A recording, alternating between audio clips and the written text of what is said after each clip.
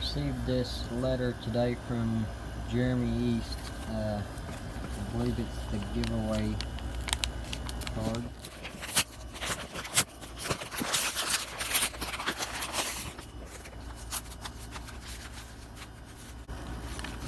So there it is. What's going on, guys?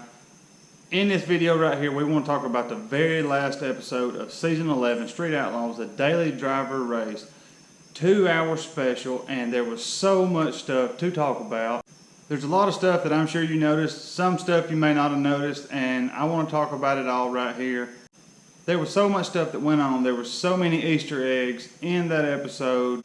It was by far the best episode of the season, and in a lot of ways, depending on how you look at it, could have been the worst. And I want to lay it all out on the table, and I want to hear what you think about the daily driver race in the comments below. Before I get started, there is one or two things that I want to say. Like always, Tom 80 videos, everything that you see overlaying my video was donated by him. If you haven't checked this channel out, go check it out. The second thing is my shirts. The first link in the description. If you haven't picked you up a shirt yet, go pick one up. Trust me, that is the best shirt you will get for $15 to $18. Very simple. It is to fund the project for this channel, so it's not like I'm just lining my pockets with money. I'm making very little money off the shirts, but it helps in a big way. So go pick you up a couple. It is very much appreciated. As most of you know, the contest for the P.O. Box is done, and Dustin Davis was the winner. But I'm going to roll it right into another one, and it involves shirts, so you don't want to be left out. It will involve money, and go get you a shirt to be entered. But I don't want to talk about that. I want to talk about Season 11 closer, the last episode of Season 11, and let's kick it off right here.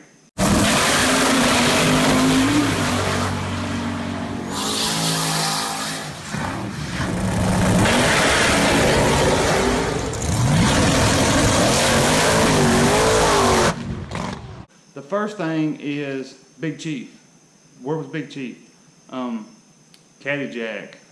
He's got the little Pro Charge truck, Wanda. I have heard a lot, where was Chief? Well, sources say, and a lot of you probably know what sources I'm talking about, says he was there. Says he was being stupid before the race and wrecked Caddy Jack in the parking lot. Hit James K's wife's car, and he said that his car wasn't, race ready. He said that he couldn't race it in the condition it was in. I'm going to assume that the bumper and hood maybe, you get up that fast, if the hood ain't latched good all the way down, catch air, blow off, I don't know. But, there was some fast cars there. Did he get scared and leave? You let me know. I had someone text me and say that they thought Big Chief was at the big end. Since I know that he was there, he might have been at the big end. I have no idea. The next thing I want to talk about is a deal with Bobby to Cody. And the deal with him jumping and the deal with Farm Truck kicking him out. The first thing I want to say is I fully back up Farm Truck in kicking him out. On a regular race night, there's probably 75 people there. And on that race night, there was, 32 cars, I want to say? There was easily 200 people there, and the way he jumped and gunned it and stuff into the crowd, that was stupid. I do understand he is a seasoned driver, he is a the whole 9 yards, but shit does happen. And when you're dealing with a car with that many modifications, you never know what can happen. So I fully respect him for what he done as far as kicking him out. And as far as the jump, when Farm Truck flashed a light, the car was actually rolling backwards. A tranny brake roll, all these guys know what a tranny brake roll. When they hit the button, the car is going to roll an inch or two and then it's going to rock back. The roll that is in question, that is what it was doing. That was a tranny brake roll. I do agree with Bobby Cody on that, but either way, by him acting a fool, he's gone. And I do like that so many people said they had Farm Trucks back. Thought that was awesome, and I would have done the same thing. That was stupid, and it is what it is. He's gone. And according to the jump, it wouldn't have mattered. The next one I want to talk about, as Dave would say, is the elephant in the room, and that is Reaper's car. And there's two sides to this story. There's two ways to look at this.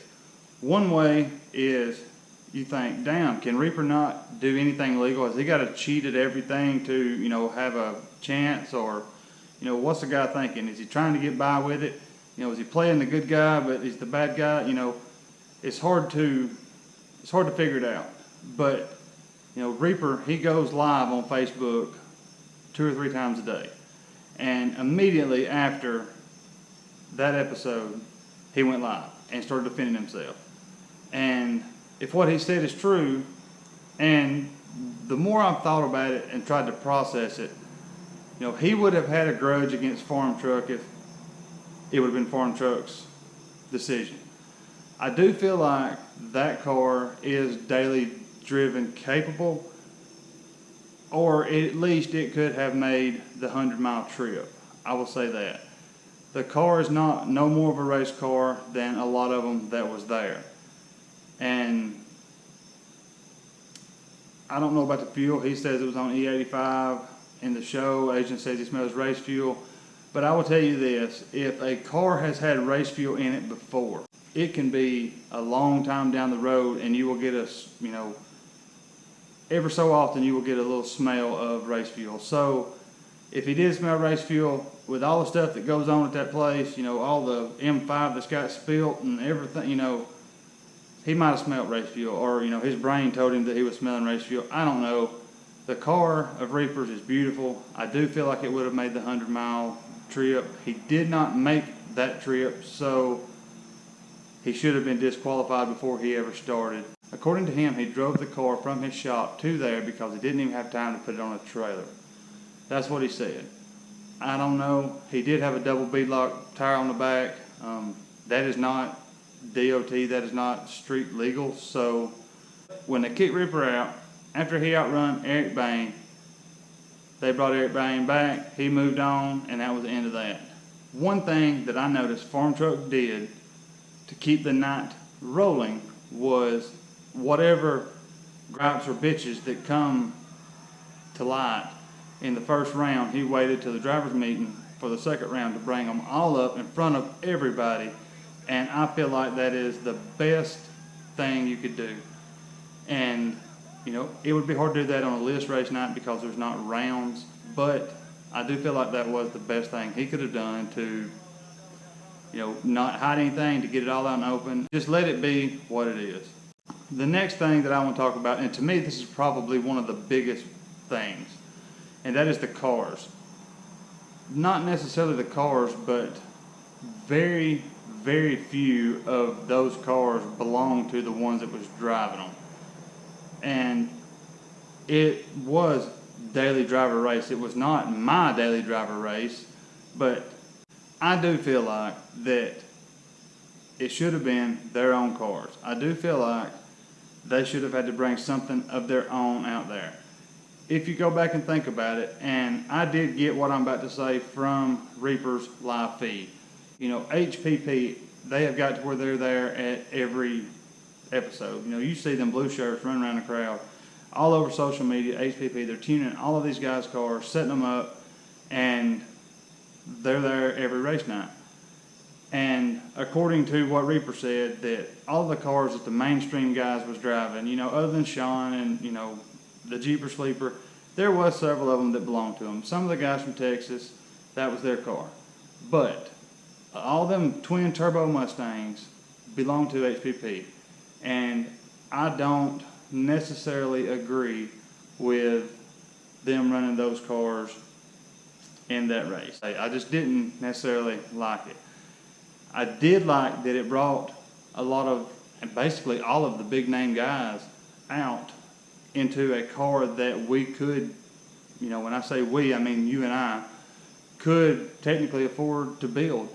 You know, yeah, you're looking at a $50,000 car, but that is a lot more obtainable than a $250,000 Pro Mod. But it was basically 3 different cars there. You had a new Cody Mustang, a C5 Corvette, and a new Jeep Cherokee all-wheel drive. There was a couple of CTSVs there, but basically you had a bunch of Pro Charged or twin turbo Cody Mustangs. And I mean, they're fast, they're reliable, they're durable, they can take boost, they're fast cars. I'm not, taking anything away from it, but it was just the same thing over and over. And there again, like Jeremy with the banknote, you've seen him there. He had that 70, 72, something like that Chevelle, beautiful car, love it, beautiful. And, he didn't do very well at all, but it's a beautiful car. I looked at that car more than I looked at all the rest of them combined. And, I just wish that they would have been a different variety of cars, is what I guess I'm trying to say. And, I guess you could also say that I'm just trying to find stuff to gripe about, but that's the way I feel, and I'm going to put it to you the way I feel. One thing I do want to touch on right quick is Tina. She was in that little turbo Buick, like a G-body. I can't remember exactly what it was, like a Cutlass or Buick or something like that. But there was a quick in-car, shot of her in it, and she was column shifting that thing. And if you look, that thing is just nasty sideways, and she's column shifting, and I thought that was pretty awesome. She was driving the wheels off of it. That was one of the little Easter eggs I found. Another one was in the first round when Asian was racing the Jeeper Sleeper. They have a curfew at 3 o'clock. It was 2:30 according to his clock on his dash. It was 2:30 in the first round. If they have to be out there by 3, they never made it. There's no way. So that kind of puts all of the crap that we got in the beginning of the season into question. I don't know. Something I would like to know. Is it true? Is it not true? If you do know, let me know. A couple of more things I want to say before it's done, and one of them is I was glad to see Brandon, Monza, Jerry Johnson, his son there, and in his truck. The truck was hauling ass. I was glad to see him there. I do think the kid's got a bad rap. I look at it like this. I know how they made him look in season 1, and that was made him look like a punk. But I also look at it like, if that was my daddy out there, I would want to be out there too, and he's caught so much crap from that he can't even go watch his dad race anymore. But I do want to wrap it all around to the winner, and that is Justin McDaniel, a.k.a. Race Car, a.k.a. Flashlight, in that 85-ish Mustang. Beautiful car. I've had a couple of them. I've always liked that body style. I've always liked the 4 headlight cars. LS1, Pro Charge, simple, light. You got to think that car had a couple of 1,000 pounds less than the rest of them did. Very simple, made good passes. It was a diaper at the end of it. But Kamikaze slept on the light. Whatever happened to his car, McDougal took home $25,000. I was glad to see it. When McDougal raced his first race of the night, they went into more detail about his car than they did anybody else's. And in the past, I have noticed when they do that, that's usually the guy that's going to win something, because they want you to know something about why it won. There's no reason why that, $10,000 Mustang should have outrun that brand new car that Kamikaze was driving. Shouldn't have happened. It did, and I'm very proud for it. He's legit as they come. He is race car, 100%. Glad to see him bring home the win. It was a true underdog story. Loved it. Couldn't have asked for a better winner. And that is about all that I found that I wanted to discuss about the Daily Driver episode. The email address for the channel is across the screen right now, along with the P.O. box for the channel. Anything you want me to know, say, do, or have, send it to the email address, send it to the P.O. box, and it will get opened on air. And I do want to do something new at the end of every video from now on, if it takes off. And that is do like a reader's ride. I would be glad to help anyone with anything they have going, because if it wasn't for you, I would not be where I am today. But I'm going to end it right here. Thank you very much for watching. Godspeed, and I will see you in the next one.